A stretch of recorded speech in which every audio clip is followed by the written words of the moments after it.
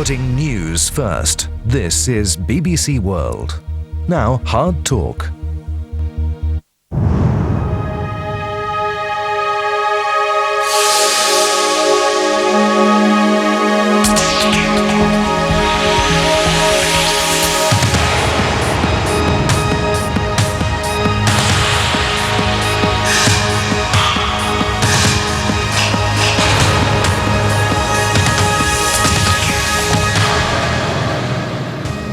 Anti-poverty groups can often see globalisation as part of the problem and not the solution. As efforts are revived to clinch a deal for free and fairer trade, we ask if globalisation could actually make people better off. My guest today is one of India's leading anti-poverty campaigners.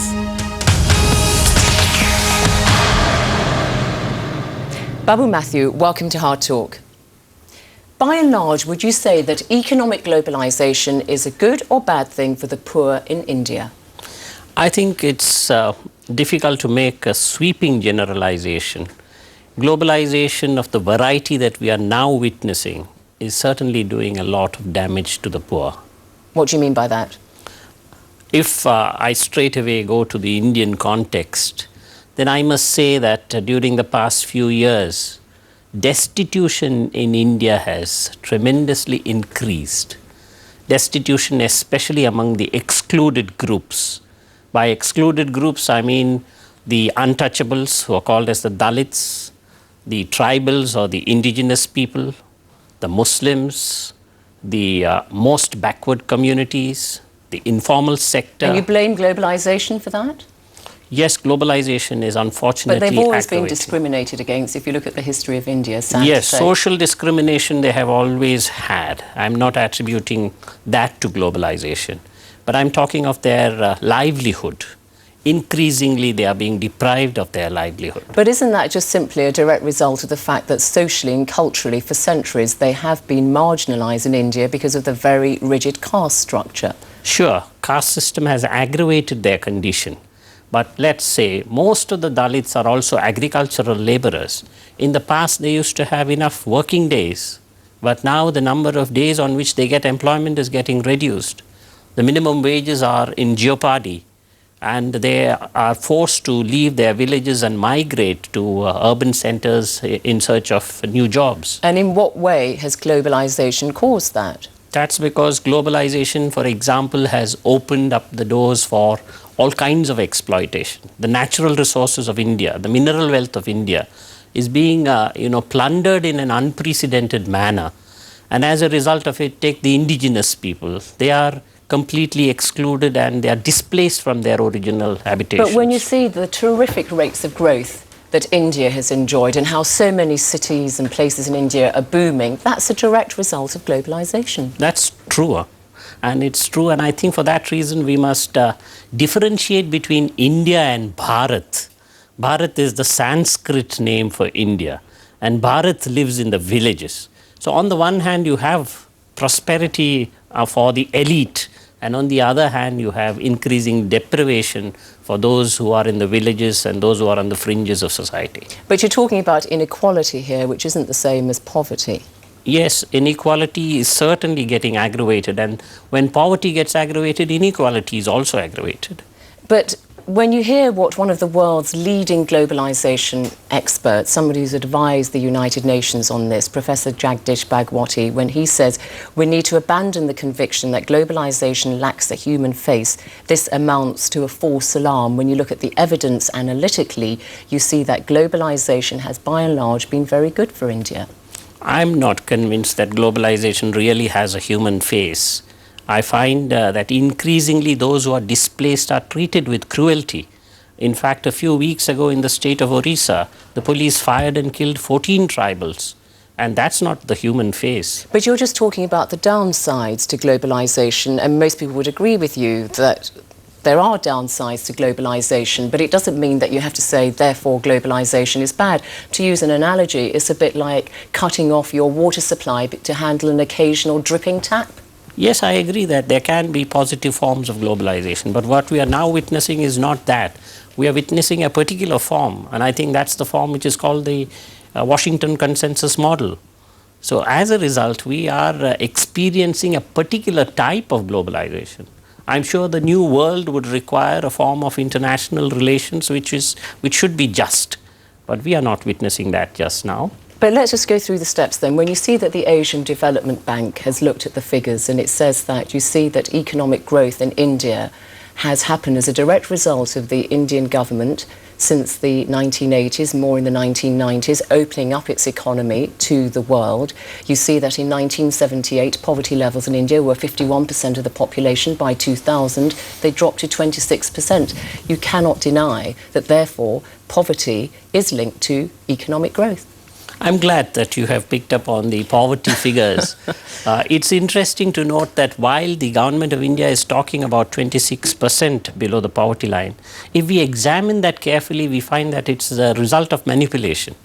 Statistically, it appears to be valid, but the concepts that are used for the calculation of poverty have been distorted. What I have in mind is the calorific content of human consumption. That's the basis. In the 1950s, the nutrition experts of India, especially Dr. Aykroyd, who was an extraordinarily renowned nutrition expert, he said that an adult Indian of average height and moderate activity requires 2,750 calories of food. The government of India has reduced that to 2,400, 2,100, and now it's nearly 1,700. But the calculation is based on $1 a day. I mean, and that's what is recognised internationally, isn't it? If it were $1 a day, it would not be 26%. It is now actually 25 cents. If the equivalent of the calorific content that they are taking into consideration works out to 25 cents. So how many people? So 26% is around 250 million people, the government says, are living in poverty. What's your figure then? I think it would be nearly half the population of India. All right, but the fact is, it still doesn't detract from the point which the Asian Development Bank is making, which is there has been a reduction in poverty levels as a direct result of economic growth. Okay, and let's just explore this a little bit further. When you look at one of the main engines of economic growth, people say, and by and large, economists all accept this, that trade is a very significant factor. I mean, are you fearful of India opening up its markets to more international trade? No, we are not fearful, but I think that trade must be fair trade. Our experience has been that in the name of asking India to open up, a number of unfair conditions are imposed. I don't think the World Trade Organization in reality has a concept of fair trade. What they impose upon us is their own notion of it. In fact, they are not even truthful to their own philosophy. According to the philosophy of the World Trade Organization, there ought to have been a level playing ground. Instead, you have subsidies galore given to agriculture in Europe. You've got those in India, though, haven't you? Sorry? You've got food subsidies in India. Yes, but what they are asking us to do is give up these subsidies. But look at but I mean, the debate is so much, as you put it, which is, the rich world got all these agricultural subsidies, as though there isn't any protectionism or food subsidies in the poorer countries. Take India. You've got 20% average tariffs on imports. You have this soaring food subsidies. So, I mean, one figure says that it takes 6.5 rupees it costs to transport 1 rupee's worth of food to poor people in India. I mean, that's uncondonable, isn't it? Well, you see, we are able to take care of our starvation thanks to the public distribution system in India. And that is because the Food Corporation of India has been able to gather the grains from within the country based upon a remunerative price. And what the World Trade Organization says is that there should be no support to the Indian farmers. But you've got inefficient subsidies, just as countries in the richer world have to. There is a scope for improving the public distribution system, but there's no reason why that should be abandoned. So you're arguing for one rule for poorer countries like India and a different one for the richer countries? I'm saying that if the richer countries insist and continue to pay huge subsidies, they have no moral right to ask India to stop giving subsidies to agriculture. But what they're asking for is this, that the richer countries are saying, OK, we'll remove our tariffs and our subsidies if you, India, for example, open up your markets to our imports, our industrialised goods, our services, our retail sector. I mean, that sounds like a pretty fair quid pro quo, doesn't it? Well, that's what they say in theory, but the truth is that they are saying by 2013 we will think in terms of reducing agricultural subsidies in Europe and America. But as a principle, isn't that fair that they should say, we'll do this if you do that, no matter when it's going to happen? Yes, as a principle, if you have a total package which is based upon the principles of just trade, we would welcome it. But I don't think that's what's happening. It's unjust trade. And they have the dominant position using which their own terms and conditions are sought to be showered upon us. But in what way is it an unjust trade? I mean, just illustrate for us how it actually manifests itself with the people you work with in India. Well, a lot of people in India live on subsistence economy. For example, there are various varieties of cereal which are, native kind of food products.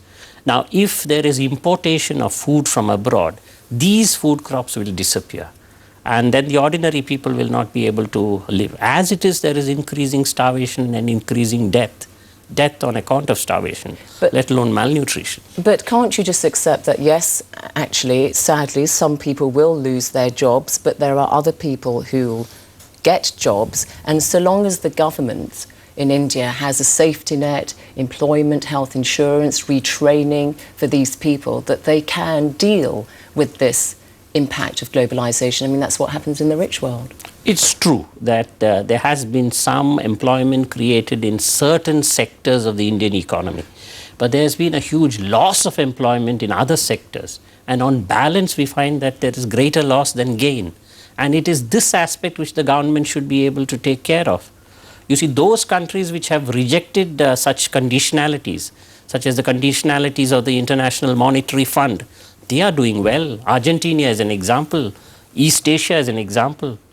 So I think, there is the crisis-driven model and the strategy-driven model to structural change. And India has fallen into the crisis-driven one. But you're still saying, despite all this, that you are against globalisation. And the point I'm putting to you is perhaps it's not globalisation per se that's to blame, and that if you mitigate the downside of globalisation by having the retraining programmes and all the rest of it, that actually globalisation is a good thing for India. Yes, as I said earlier, globalisation of this variety is what we are opposed to. And I repeat, this is the Washington Consensus model of globalisation, where a number of conditionalities are attached in advance. When a loan is given to us, then conditions are laid down. And it is those conditions that prevent India from acting in a sovereign way. The Finance Ministry of India no longer is able to plan on its own. It listens more to advice from abroad. And we have a competent economists within our own country. We'd like to plan our own future. We don't need to be told from outside as to how to run our economy. It is that freedom and sovereignty which is being eroded. But I mean, India would say that it does have its sovereignty. But then I want to just clarify with you. So you're saying that there's nothing wrong with people perhaps moving from the agricultural sector and trying to get jobs in an expanding industry or manufacturing, as we've seen the burgeoning middle class in India is doing? Yes, we would welcome people moving from agriculture to industry and from industry to the service sector. But in fact, what is happening is there's no additional employment being created in industry. It's not on a sufficiently large scale as to take care of those who are being displaced. Because you need investment, don't you, for that? Yes, we welcome investment, but that investment... Would you welcome investment from abroad, foreign direct investment? We would welcome investment if that's a type of investment that helps Indian economy to grow. If it's a type of investment that destroys existing employment, and if it's a type of investment that makes us permanently, technologically subordinate, we would question that. Well, let's just see what kind of investment that because there is this phobia, as the Finance Minister P. Chidambaram has said in India, there is a phobia about foreign money coming into India, and he says, people ought to be colourblind about money. Money is money wherever it comes from. You think he's right on that? It's not the colour of money, it's the conditions attached to the money. It's what money brings along with it in terms of the type of economic philosophy behind it, in types of the model that it is importing. Don't forget that India had a very large mixed economy, and a mixed economy in which the public sector and the private sector had a role. We had planning as well as market forces operating. Now we are told, subordinate yourself entirely only to the market forces. All right, well look, the government, the Prime Minister Manmohan Singh and the Finance Minister are trying to liberalise the Indian economy. For example, in the retail sector, they do want to open it up to the big international players. Is that something that you think is good? Would you like that? No, I don't think so. because there's a huge segment of the Indian population that is dependent upon the type of commodity production and distribution we have at the moment. There are a large number of petty businessmen, petty commodity production. So it's not only those businessmen, but the type of economy that supports that business. If you have the modern retailers from abroad coming, they'll set up their own economy, which is essentially not labor intensive. So there'd be additional unemployment created. But, wouldn't consumers benefit from the lower prices? A certain section of the consumers will. The elite in India will benefit, and they would welcome it. They'd like more. But even the producers, these big retailers are going to need textiles, they're going to need T-shirts, sheets, whatever. India can produce also raw materials, not only for their retail outlets in India, but also for their markets abroad. So it would be a win-win situation for India. No, but if you look at the type of commodities that are sold in the Indian market, these are not manufactured commodities of the European or American standard. There is a parallel economy in India, which is really an economy that's based in the rural, in the villages. And those products get sold through the existing market mechanism. If you bring in the retail, all of them will be replaced by multinational Well, why can't the two coexist? Is that necessarily so? You'd have rural households producing soap for people in rural areas, whereas people living in the cities might want the internationally recognised brands. As of now, there is a certain coexistence. For example, there are, the various manufactured garments that are already in India, and the middle class is accessing that. We are not talking about that just now. When you talk of opening up the retail market, it's the entire gamut of commodities that are necessary in the Indian economy. But let me just tell you what the West Bengal Chief Minister Bhattacharya has said, because he's very keen, he's banging the drum, isn't he, for inward investment from abroad. And he says if we can't reform and perform, we will perish. We cannot follow North Korea and stick to dogmas. Yes, West Bengal is one of those extraordinarily different situations in India. And what he says is extraordinary for a senior communist leader. It is. And that's because they are tremendously influenced by the experience of the Chinese. Not only influenced, they have also implemented land reforms. There are only 2 states in India which has implemented land reforms, Kerala and West Bengal. So that has already created a different economy. There's a lot of protection which is already afforded. Don't forget that West Bengal has the highest food grain productivity in India after the Northeast. But the fact that a senior communist leader can speak like this, do you get a sense then that the debate about globalisation is shifting? Because, there are people like Pradeep Mehta, who works a great deal on international trade and consumer groups in India, recognised as a leading authority on this. And he says the debate in India about globalisation is very much based on one of myths and misunderstandings, and there's a great deal of scepticism which isn't justified. Well, that's the view of one set of scholars. There are other scholars in India like Deepak Nair, the former Vice Chancellor of Delhi University, and he has demonstrated how India would do much better if it were to follow the Southeast Asian model, for example. And that is where we accept globalization in a selective manner. We make sure that there's a strategy behind our development. China has a strategy while it is relating with globalization. And India, which had much more experience than China in the mixed economy, is unfortunately surrendering entirely to the Washington consensus. You're talking about the Washington consensus, the neoliberal consensus, although people are now talking about the post-Washington consensus, but that's another debate. But then the point is, why is there this scepticism? Just exploring with you why there is, people say, a kind of scepticism about globalisation, its impact amongst many people in India. I think there are the economists who see only the dimension of the elite, and there are the economists in India who are looking at those who are excluded. But it's not just economists, it's the press, it's people as well. Yes, intellectual opinion is reflected in the media, and therefore even within the media there is this difference of opinion, fortunately. And that's the strength of the Indian democracy. So every single economic measure that is taken by the government comes under public scrutiny and intellectual scrutiny of a high order. And that's the reason why there is enough material in order to challenge this model of development. And how do you see India reconciling these tensions in a sense? We all know about the growing middle class, and yet you talk about this pool of poverty which is much greater than the government is acknowledging. Yes, I think that's where the whole question of listening to the voice of the poor people becomes important. You know, the Constitution of India is a very unique document, perhaps the only one of its kind in the world. It's a constitution which guarantees basic needs to the people. And through judicial interpretation, these have become fundamental rights. So we have the fundamental right to education, the fundamental right to health, the fundamental right to shelter, the fundamental right to earn your living. So as a result of all this, we have an opportunity to try another kind of an experiment. And that's the reason why there is so much of tension in India. And what's the experiment? What do you mean? What's the tension about? Is it about between those who want to close India and those who want to open it and integrate it more with the world economy? No, that's only one dimension. There is the other dimension that even within the existing economy, people should be guaranteed the right to have an education. Our government schools must be made to function. We have 700,000 public schools in India. These schools are not working. They must be made to function. Only then the poor have a chance. Similarly, in relation to health, in relation to housing, in relation to clothing. So the excluded communities have started now articulating their voice. How do you give them full citizenship? So in order to improve poverty, I mean, looking at the British Department for International Development, it says that states with high levels of literacy and rights for women, like Kerala, have been the states which have been most successful in reducing poverty. Is that the key, then, you think, improving education? And then that's got nothing to do with globalisation, has it? Well, unfortunately, globalisation, for example, GATS.